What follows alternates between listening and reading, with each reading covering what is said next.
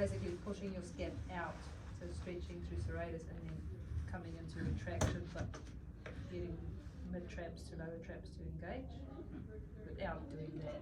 So not doing that. So how might you do? Wait, get me to do it. How might you cue a client through that?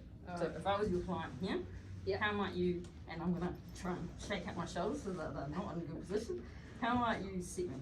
Okay, so I want you to imagine you're pushing the floor away from you, but keep your stability through there. So sit there. That's it, and then just drop back to neutral again. No, without collapsing your back. I did that on purpose. I did that on purpose. Right, so you're trying to push the floor away from you. Alright, take a nice big deep breath in, holding your stability through there, and then just drop back without collapsing there. That's it. And then again, deep breath in, and push the floor away from you. That's it. And then as you come back down again, that's it. There. You did that very well. Well, thank you. Was there any progressions you might do with it, or any that you might do in conjunction with So it? the other one, I'll go from there on is onto my toes. Slightly leaning forward over the front of my shoulders, and then come up into a hold. Yeah. So that's the progression for that. Yeah. As if they can hold it. Okay. Cool. I do mine slightly differently, but I do it like that sometimes. It depends on the client. That is one way to do it. Do you know another way to do it, or is that basically the main way you do it? Don't. If you don't, that's fine. That's cool. All right. I'll show you. My head, yeah. Yeah, so that's one way to do it. Depending, again, this is when we go through shoulder, we will go through this again. It depends exactly what you're trying to strengthen and how much, like whether they're excessively winging or whether they just don't have the movement, things like that. So sometimes I would use that exercise, sometimes I'd use the one I'm about to show you. It kind of depends exactly what I'm. I have one where scapula if you want to feel like Yeah. demonstrate. It's not going to be a body. Oh, I thought you meant you had another exercise. I was like, sweet, come and show me. Tricked me. No, 'cause my right scapula is winged compared to my left. You'll be great when we go to shoulder. I'm not really going to, I'm just going to show you, but we will definitely use it when we come to shoulder. The other way is a slightly more, it's a kind of slightly more advanced version of that. And I use this, especially if somebody's winging. That one, again, it depends on, so if I'm working, there's two I do. One that targets lower trap more, one that targets serratus anterior more. And all of you, if you did them, you do like 5 reps, you'll be like, oh, that feels easy, and then like 5 minutes later, you'll be like, ah, oh, my shoulders are burning. Everybody's like, oh, this is so easy, and they actually do it. I'm like, it's just not that easy. So it's basically a slight progression that most people, like I said, they're weak in activating their lower trap. So I would normally do that exercise first and then kind of progress on. So for that one, essentially what you're doing is you want them, and again, I've got quite a nice shoulder movement so you can kind of see it, but you want them to retract their shoulders down as much as they can, right? And obviously, sorry, I should say, you'd set them properly first in terms of, you know, core and all that sort of stuff. So core engagement, nice strong box shape, get them to retract. So they also need, there's a slight retraction, but it's mostly just depression, right? So they're going to depress their shoulders down as much as they can. The elbows, don't want them to like fully lock them, but they do need to stay straight. So depress down as much as they can, then holding that depression, and I'll get you guys to do it to see if you can actually do it, but holding that depression, they're going to slowly rock backwards, keeping that down. Most people, what you'll find is they'll start here and their shoulders will pop up. They won't actually be able to keep that. So then rocking backwards as far as they can until their shoulders start to pop up, then you'd stop them, and then reversal. So you'd get them coming forward. Again, normally their whole shoulder would pop straight up. So normally there's not much of a forward movement on most people because they would pop straight up. So I would do it with them a few times and get the range that they can do, and then that would be the range that I would allow them to. Yeah. That's the first one. The second one, when you do it, you'll be able to feel it. You're looking at me going, No, I know. When you do have it, been shown that one, but this arm doesn't. obviously other injuries and stuff dependent. There is ways that you can kind of modify. You can do a smaller version actually on your elbows. Yeah, I do it up the wall. But yeah, I was gonna say I would normally either do it on a box or on the wall. Yeah. You can do it like that, especially if they've got, like you said, wrist issues or something like that. You can do it on your knuckles as well. Yeah. You can modify as much as need, but you can do it on the wall on your forearms. Yeah. Yeah, which is just basically the same, but just kind of rocking. It's a smaller movement, but essentially something. So there's always a modification, right? That's up to you guys to modify.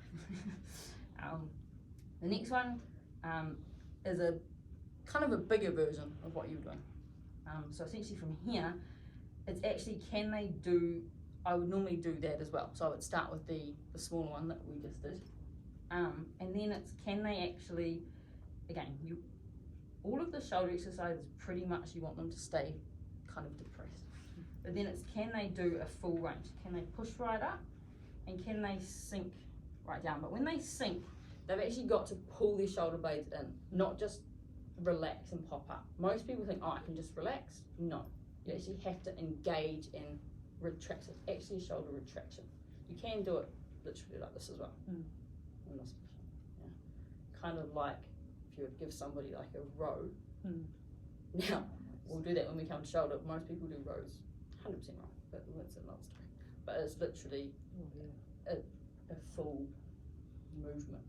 And this obviously is adding the weight to the body. So can they track right down and can they push right up? But doing it controlled. Yeah. And then obviously you can, if that, you can, it's called a scapular push up. You can actually do it. You can actually do it in a full push up position. Again, you can do it on the. You can do it on the wall. You can do it on the wall. Like I said, you can do it straight. I get people doing this when they're driving. Yeah. Yeah. Things like that. Again, you can add it into kind of like a row type exercise as well if you wanted that kind of. We'll go through that when we do shoulder. But again, the positioning of it and stuff is. See, most people kind of row it like this. Just waste of time. Yeah. Yeah. Like, okay, you're burning your triceps. Awesome. It's not what we're trying to do. Yeah. So that is with that, I would use those shoulder exercises normally to get this correct in their box. That makes sense? Yeah. So that position of the box that they're in is essentially that depressed position. If we're doing it truly, which is why I wanted to show you those ones just for now before. But that's all we're going to do for shoulder. So being able to keep their shoulder scapular through that. So that's what I was talking about. It's literally that whole posterior chain really that you're looking at in those exercises. I think I said you'll probably find them, they're actually deceptively hard. Most people, like especially the rocking one, you have to do 5 and the next day like all under their shoulder and that, they're like, I've got burning wings on my back. It's literally what it kind of feels like. And like if you get down to a couple, you were like, it feels okay at the time and then you come like, oh. So and again, that's why you set people's reps. I would literally start and go, just do 1 rep of like 1 set of 5, even if it feels easy. Because the next day they'll be like, I've had clients that were like, oh yeah, I didn't listen to you, I went and did 2 sets of 10 and the next day I couldn't move my arms. So like make sure you do say them, it will hurt later, even if you don't feel it so much now. But most people, again, they'll do like 3 or 4 and then they just won't be able to do anymore. It's not sore per se, the muscles just don't engage. Yeah. So just make sure you do explain it to them. They might not feel it at the time, but it will hit them later. Yeah. Cool. Does everybody want to have a go at it, or you're all? Yeah. Especially when you guys practicing the kind of Superman. I call it Superman. Some people call it Bird Dog. And setting yourself properly for that, and actually seeing if you can do that, and just those few shoulder ones as well. Like I said, we will be doing a lot more shoulder stuff when we actually get to shoulder, but for today's, I just wanted to, kind of come on. So make sure as well. Obviously, I wasn't explaining it to you, but you need to do the same core activation as what you would do lying down, but obviously in the reverse. Come here, Nikki. Get away from them. And sometimes with a client, I will actually put my hand, when they're in that box shape, I will actually put my hand on their stomach to make sure they are still engaged, because some people their stomach just flops out when they're in that position. So you do actually have to make sure they're still, having that engagement. Cool.